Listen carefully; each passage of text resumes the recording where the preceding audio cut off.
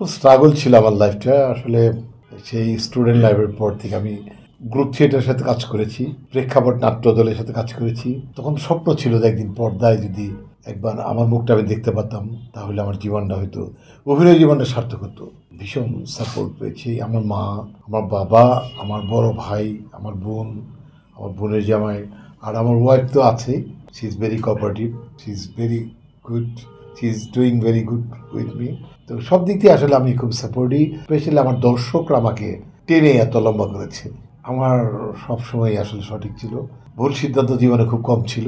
আর দুই একবার হিসেব মিলে না, এটা তো প্রত্যেকটা মানুষেরই আছে যে ভুল ত্রুটি থাকে বা দুই একটা মিলে না, বাট আমার খুব বেশিরভাগই মিলে গেছে জীবনের সব ক্ষেত্রে। কানায় কানায় আমি কাজের সময় কাজটি কি করছি, সেটা রেজাল্ট কী হবে সেদিকে বিবেচনা করেছি। একটা শার্ট বানাইলেও মনে হচ্ছে যে আমাকে শার্টে কেমন লাগবে দেখতে, সেদিকে খেয়াল করেছি। আর যদি নাটক সিনেমাতে কাজ করেছি, তখন আমার দর্শক কিভাবে নেবে সেটা খেয়াল করেছি। আগামী 5 বছর আসলে যদি বেঁচে থাকি, এর থেকে সামান্য একটু উপরে দেখতে চাই যেখানে আমি আছি। বিদেশে তো আমি এই যে এর মধ্যে কানাডা যাচ্ছি, আবার আমেরিকা যাচ্ছি। আমরা 2টা গানও করে আসবো, আমি আর ববি।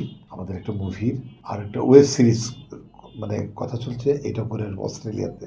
আমি আসলে ফ্রি টাইম পাই না, আমার ভীষণ ব্যস্ততা যায়। আমি শিল্পী সমিতিতে সময় দিই, আমি নাটক সিনেমাতে সময় দিই। তার মধ্যে আমার এটিএন বাংলা, এটিএন নিউজের ডক্টর মাহবুব স্যারের আমি অ্যাডভাইজার। আবার পুলিশ অ্যাসোসিয়েশনের সাথে আছি, এখানেও 2.5 লক্ষ পুলিশের, বলতে গেলে আমি একজন নেতা। হারিয়ে যেতাম, আপনারা আমাকে চিনতেন না। আমি যে কোথায় থাকতাম, আমি আমাকেই চিনতাম না, আমি কোথায় থেকে কোন জীবনে চলে যেতাম।